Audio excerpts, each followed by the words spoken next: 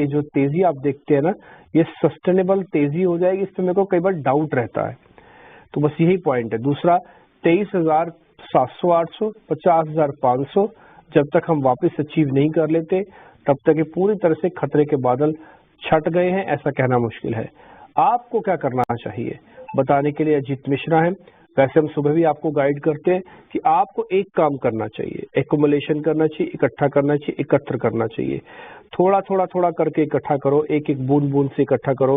उससे एक तो आपके पास वॉल्यूम ज्यादा नहीं होगा, पहला पॉइंट, जिसको आप अच्छे से हैंडल कर पाओगे। दूसरा, मार्जिन की कॉल नहीं आएंगी। तीसरा, आपके ऊपर ये बाजार हावी नहीं होगा और गिरने पर भी। चौथी इंपॉर्टेंट बात कि रिकवरी में, क्योंकि आपकी एवरेज अच्छी हुई होगी, तो थोड़ी भी रिकवरी में आपके पास पैसे आने लगेंगे। आपको बहुत बड़ी तेज रिकवरी की जरूरत नहीं होगी अपने आप को प्रॉफिटेबल करने के लिए। इसलिए इस तरह के मार्केट के अंदर जब सारे क्रिटिकल लेवल्स ब्रेक हो, प्रॉब्लम थोड़ी मैक्रो की हो और ट्रिगर्स भी थोड़े मैक्रो हो, तब सबसे पहला नियम ये कहता है कि हमको बाय छोड़ देना चाहिए, हमको एक्युमुलेशन वाली जोन पे आना चाहिए। आप देखते होंगे ब्रोकिंग हाउसेस की रिपोर्ट्स आती है, कई रिपोर्ट्स बाय बोलती है, कई रिपोर्ट्स ये कहते हैं कि एक्युमुलेट करो, इकट्ठा करो। वो ये नहीं कहती कि आप तुरंत बाय करो, वो ये कह रही है कि जब जब भी फॉल आए थोड़ा थोड़ा माल आप इस शेयर में इकट्ठा करना। वही 3 स्टांस हमारे भी रहते हैं, बेचना है, इकट्ठा करना है या फिर खरीदना है। तो हम पिछले 15 दिनों से इकट्ठा करने के फॉर्मेट में, आप अच्छे से जानते हो। खैर, एनी हाउ, अब क्या करना चाहिए इस पर बातचीत करने के लिए अजीत सर हमारे साथ जुड़ चुके हैं। तो उम्मीद करते हैं ये प्रॉफिट आगे भी बरकरार रहे। अजीत सर से थोड़ा आइडिया लेते हैं निफ्टी, पहले बैंक निफ्टी का, फिर हम थोड़ा आगे बढ़ेंगे। अजीत सर नमस्ते। पहले जरा निफ्टी और बैंक निफ्टी पर आपका टेक। कल सपाट दिन, उससे पहले हल्की बढ़त, आज भी हल्की बढ़त है। मैं वर्ड हल्का इसलिए लगा रहा हूं क्योंकि अभी हमने क्रिटिकल लेवल्स पार नहीं किए, अभी हम सिर्फ चलना शुरू हुए हैं। जरा बताइए सर आपका टेक क्या है। शुक्रिया डिम्पी। देखिए, यहाँ पे 2 दिन जो रहे हमने देखे कि कंसोलिडेशन के कहीं ना कहीं एक डिक्लाइन के बाद जो एक पॉज आता है, उस तरीके का एक पॉज देखने को मिला है हमको इंडेक्स में। आज थोड़ी शुरुआत ठीक ठाक हुई थी, बट क्योंकि आज वीकली एक्सपायरी है, तो हायर लेवल्स पे दोबारा से आपको दिख रहा है कि प्रेशर आ रहा है, प्रॉफिट टेकिंग आ रही है। तो आज तो मुझे लगता है कि शायद आपको ये एक डोरमेंट मूव ही रहे, बिकॉज जिस तरीके से 23,350 से लेकर 300 के अराउंड पे कॉल राइटर्स बहुत एग्रेसिवली बैठे हुए हैं, तो कहीं ना कहीं थोड़ा सा म्यूटेड मूव ही रहेगा ड्यूरिंग द डे। अगर निफ्टी की बात करें कंपैरेटिवली, जैसे कि आपने भी बताया कि बैंकिंग इंडेक्स वहां पे ज्यादा स्ट्रेंथ दिख रही है, both in terms of data और चार्ट पैटर्न पे भी। तो वहां पे पॉसिबिलिटी है कि एक बार को आप 49,600 800 के जोन तक पहुंचने की कोशिश करें। तो अगर इंडेक्स में अगर कुछ करना है तो मेरे हिसाब से बैंकिंग पे फोकस करना वो ज्यादा बेटर स्ट्रैटेजी रहेगी। तो यहाँ पे तो देखिए 49,800 की जो मंथ एंड की, क्योंकि आपको एक ही आपके पास एक्सपायरी होती है बैंकिंग में, वो करीब 528 के पास ट्रेड कर रही है। तो वो आप चाहें तो 400 के स्टॉप लॉस के साथ लॉन्ग करके करीब 700 750 तक के टारगेट्स के लिए उसको होल्ड कर सकते हैं। निफ्टी में मेरे हिसाब से अभी आपको थोड़ा सा वेट एंड वॉच मेंटेन करना है। मेरा ये मानना है कि 23,300 23,100 एक बैंड बन गया है। आज इसके ऊपर खुले थे हम, बट स्टेन नहीं कर पा रहे हैं, कहीं ना कहीं उन्हीं लेवल्स के पास ही बेसिकली ट्रेड कर रहे हैं।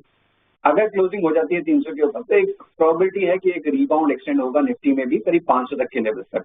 बट इसका मतलब ये नहीं है कि ट्रेंड रिवर्स हो गया है। एक डाउन ट्रेंड के अंदर एक जो आपका करेक्टिव मूव आता है, वो एक मूव 500 तक 600 तक इंडेक्स को लेके जा सकता है। तो एज ऑफ नाउ हमको लगता है कि एक रिबाउंड के लिए प्ले कर रहे हैं। आज काफी इंपॉर्टेंट नंबर्स हैं, रिलायंस, इन्फोसिस, एक्सिस बैंक, तो वो कहीं ना कहीं हद तक तय करेंगे कि नेक्स्ट डे पे हम किस तरीके का मार्केट मूव देखने वाले हैं। But comparatively banking better structure है अगर किसी को इंडेक्स में ट्रेड करना है तो। ठीक है, डन पॉइंट। बैंकिंग थोड़ा ज्यादा स्ट्रांग है। बैंकिंग में कुछ एक प्राइवेट बैंक्स का वापस एक पुल बैक या स्ट्रांग पुल बैक एक ड्यू भी है। आई होप सो वो भी आना चाहिए। आगे बढ़े, आपको जरा शेयर्स की चर्चा कर लें। ऑलरेडी आपको एक ट्रेड मिल गया कॉल के जरिए, आप चाहें तो ये भी नोट कर लें। बैंकिंग पे आप फ्यूचर लेना चाहें वो भी ले सकते हैं। मेरा ऐसा मानना है कि बैंक और निफ्टी में से अगर कुछ एक रखना चाहें तो ये रख सकते हैं। ध्यान रखिएगा आज का दिन इसलिए भी, आज ना केवल एक वीकली एक्सपायरी का दिन है निफ्टी का, बल्कि निफ्टी के 2 मेजर कंपोनेंट जो नॉन बैंकिंग है, इनका बैंक से कोई लेना देना नहीं है, उन दोनों के नतीजे हैं। पहला है रिलायंस इंडस्ट्रीज, दूसरा है इन्फोसिस। इन दोनों की कंबाइन वेटेज भी 10% से ज्यादा की है, ठीक है। तो इसका बैंक से कोई लेना देना नहीं है। ये दोनों अपने नतीजे उतारेंगे, इनका रिएक्शन हम कल देखेंगे मार्केट में। अगर सब कुछ चंगा सी टाइप रहा तो बैंक निफ्टी जो थोड़ा गर्म है, निफ्टी भी उसको अप्रोच करेगा और साथ में दोनों मिलके एक नए लेवल दिखाएंगे। अगर खराब रहा तो बैंक निफ्टी के अंदर आप थोड़ा सेफ्टी ज्यादा ढूंढिएगा, इसलिए बैंक निफ्टी की मेरे को कॉल ज्यादा समझ में आ रही है जो सर ने आपको बताई है। शेयर्स की तरफ आगे बढ़ते हैं। ताजा खरीदारी वाले शेयर स्क्रीन पे लेके आइए।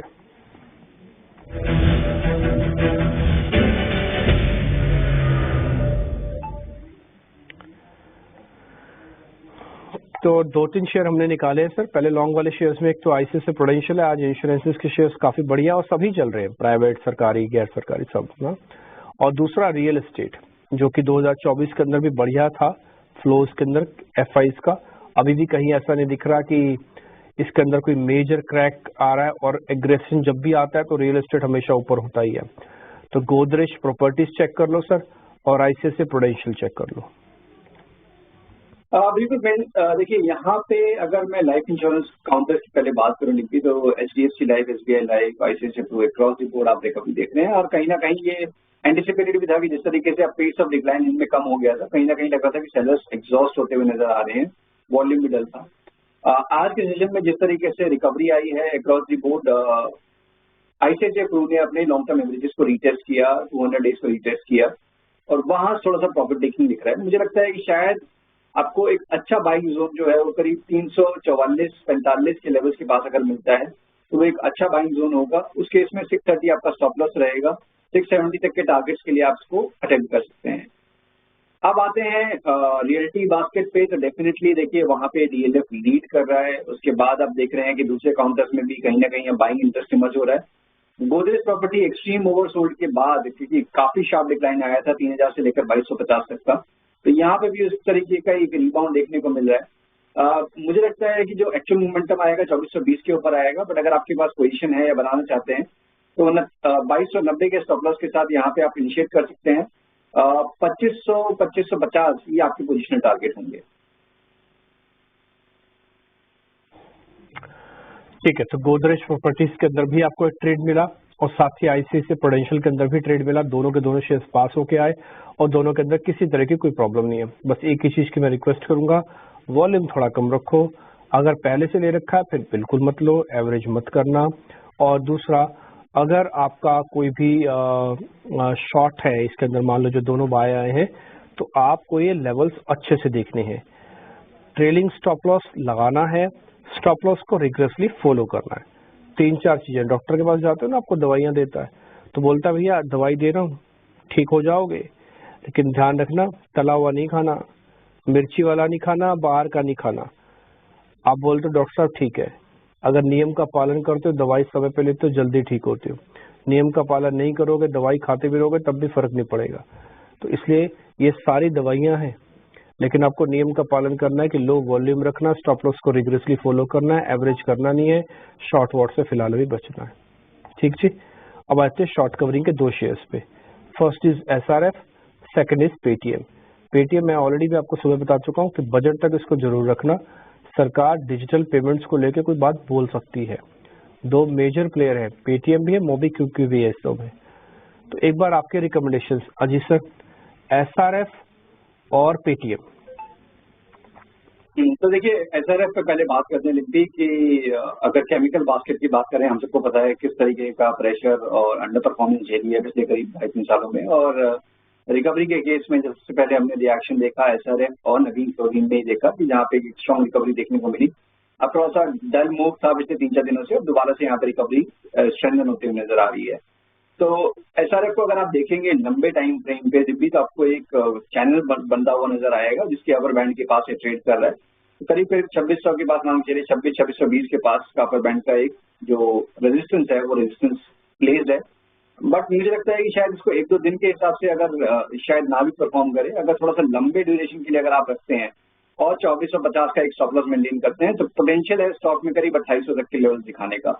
तो शॉर्ट टर्म में हो सकता है शायद ये ग्रेजुअली आपको मूव करता हुआ नजर आए, 2600-2620 के बाद एक रुके भी, बट ओवरऑल टोन पॉजिटिव है। इतने लंबे कंसोलिडेशन के बाद पॉसिबिलिटी है next leg of the up move की तैयारी के लिए एसआरएफ में, तो उसके हिसाब से अगर आप प्लान करते हैं तो ज्यादा बेटर स्प्रेड रहेगा।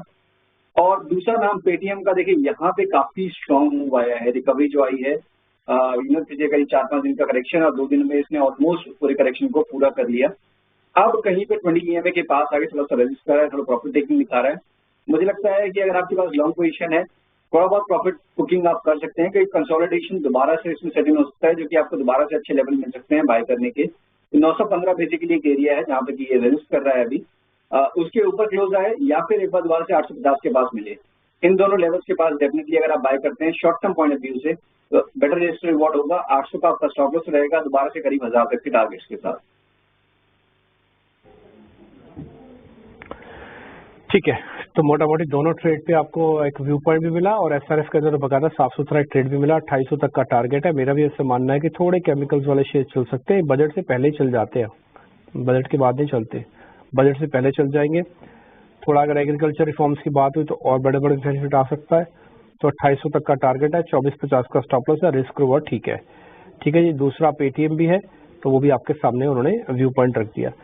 सारे के सारे शेयर पास हुए, ट्रेड आपको मिल गया। छोटा सा ब्रेक के बाद मंदी वाले शेयर्स की तरफ हम आगे बढ़ेंगे, जरा वहां से चेक करवाएंगे और फिर अजीत सर के ट्रेडिंग कॉल्स होंगे।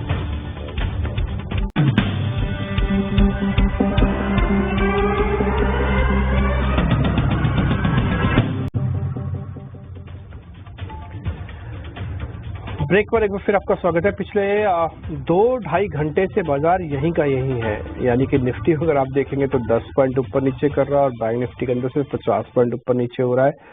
आप देखेंगे एक स्ट्रेट फॉरवर्ड लाइन है जो पिछले 2-2.5 घंटे से एक जैसा ही चल रहा है। जो शुरुआती गेन आया था उसको मार्केट ने पकड़ लिया। ये देखो बैंक निफ्टी बिल्कुल स्ट्रेट लाइन है, इसको मैं अगर जोड़ दूं तो 50-60 पॉइंट भी ऊपर नीचे नहीं है। खैर एनी हाउ, आपको एक बाय कॉल मिली हुई है, कॉल भी दी है सर ने आपको, उसका फायदा आप ले सकते हैं। एक बार फिर सब घुमा दीजिएगा, सारे के सारे ट्रेड जितने भी हमने दिए हैं। मंदी के शेयर चेक करवा लें, तो पहले आज लेके आइए फ्रेश शॉट्स।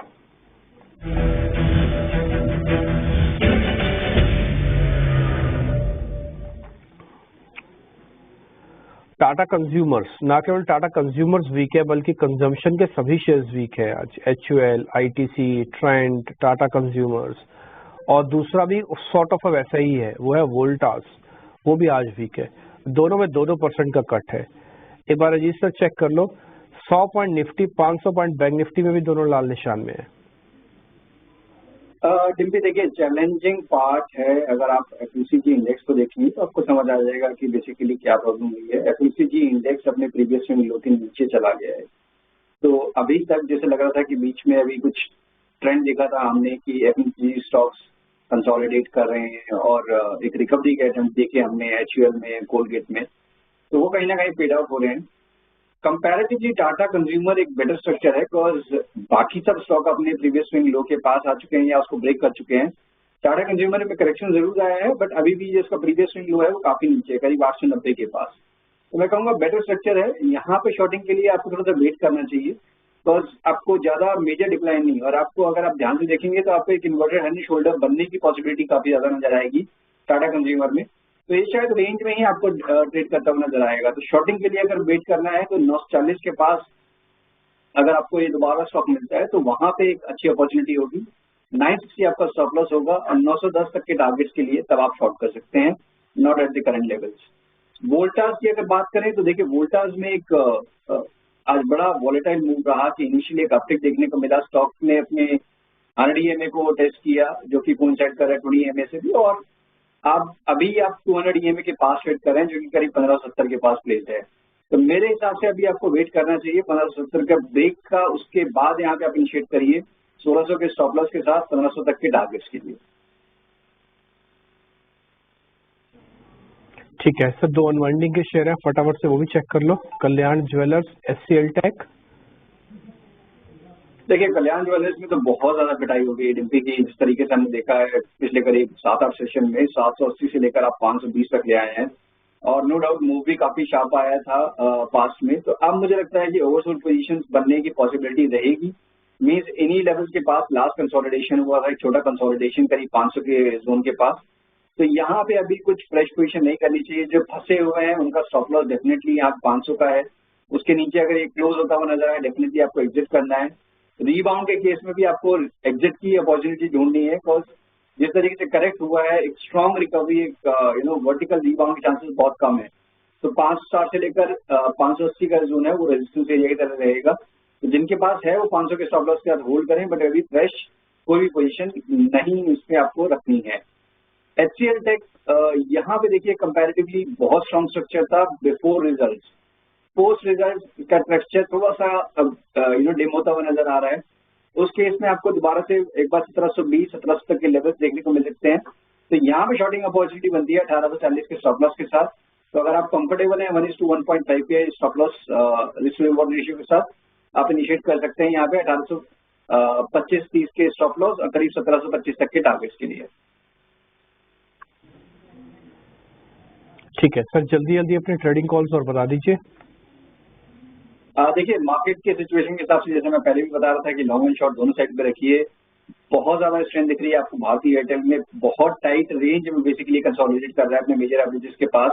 और डिस्क्लोजर भी हमने अपने क्लाइंट्स को भी आज रिकमेंड किया है इन्हीं लेवल्स के अराउंड पे 1680 तक के लेवल एंटिसिपेटेड है। 1590 का स्टॉप लॉस के साथ यहाँ पे आपको लॉन्ग करने की रिकमेंडेशन होगी। वहीं पे OMC बास्केट में प्रॉफिट टेकिंग का टोन जारी है और हिंद पेट्रोल जो कि अपने लॉन्ग टर्म एवरेजेस के नीचे स्लिप होता हुआ नजर आ रहा है, उसको शॉर्टिंग की रिकमेंडेशन होगी 348 के स्टॉप लॉस के साथ, 348 के टारगेट्स के लिए 367 के स्टॉप लॉस के साथ।